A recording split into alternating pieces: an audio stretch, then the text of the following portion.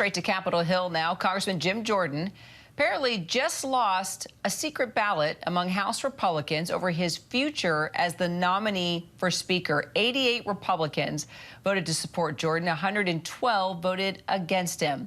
So what happens next? Jay O'Brien and contributing correspondent Rachel Bate, both on Capitol Hill. All right, Jay, so he had already lost 3 votes. Then Republicans go behind closed doors. He loses the secret ballot. So is he now completely out of the picture? Yeah, Rachel Scott and I, Rachel, our senior congressional correspondent, and I are told that this secret ballot was a means of essentially trying to gauge the support Jordan had amongst House Republicans after those 3 failed ballots, and the fact that Jordan picked up more no votes each time, right? On the first vote, he had 20. By the second, he had 22. By the third today, he had 25 Republicans voting against him. And then today, you said the results there in that secret ballot, 112 Republicans by secret ballot said that they did not want Jim Jordan to stay in the race as Speaker. Now, Jim Jordan has not yet emerged from that meeting. There are cameras on both of the doors to that room, so you can expect him to get questions from reporters of if he's actually dropping out of the race because of the results of that secret ballot or not. Every lawmaker who's walked out of that room and has been asked that question by me and others, I just ran upstairs here, has said, you've got to ask Jim Jordan that question. So we'll hear from him presumably moments from now, but certainly the House Republican Conference telling Jim Jordan they do not want him to continue as their Speaker designate, their candidate for Speaker. All right, so Rachel, what do you see happening next? What are your sources telling you? I mean, there's no viable path. Here's some text messages I just got from Republicans in the room. They don't have the confidence of him anymore.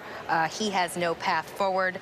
And let's remember that last time lawmakers took a vote like this, where they, used a secret ballot that basically allowed them to stay anonymous to say whether or not they would support Jordan, 55 Republicans said they did not want to. He took the issue to the House floor, and only about 25 of them were, had the bravery to say it publicly on the record when their constituents were pressing them to back Jordan. But now he's up to 112. That's more than double what it was just a week ago. And this really shows how this pressure campaign has really blown back on Jordan. Sure, there are some members who didn't have the courage to vote against him on the floor when they were on record, but publicly in a secret ballot, a majority of the conference doesn't want him. And it's hard to see how there's any path for him anymore. All right, so Rachel, you've also got some new reporting, I understand, on those 8 Republicans who originally voted to oust McCarthy. What's going on there?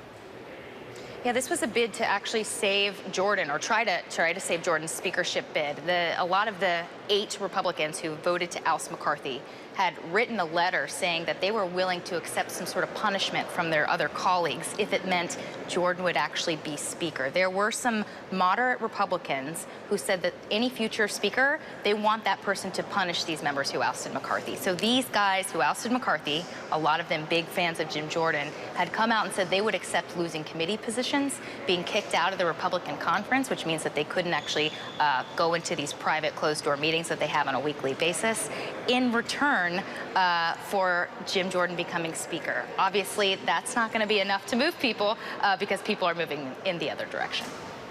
Got it. All right, Jay, so where do we go from here?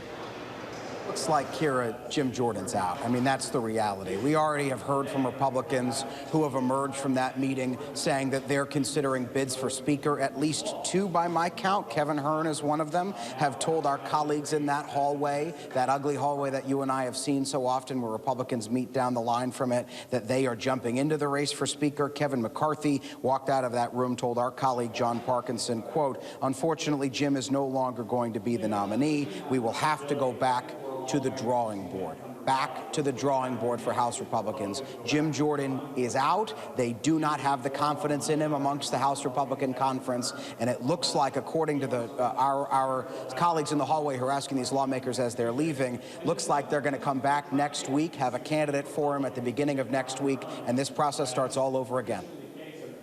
All right, it'll be interesting to see who indeed is listed in that candidate forum. Jay, Rachel, thank you so much.